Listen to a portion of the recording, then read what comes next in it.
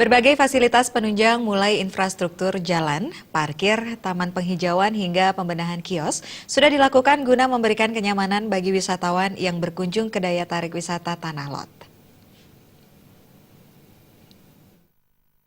Manajer operasional DTW Tanah Lot, Ketut Toya Atnyana mengatakan, pembenahan selalu dilakukan demi menjaga kenyamanan dan keamanan bagi wisatawan yang berkunjung ke Tanah Lot, mulai dari lahan parkir dan kios-kios yang tidak layak mulai dibenah.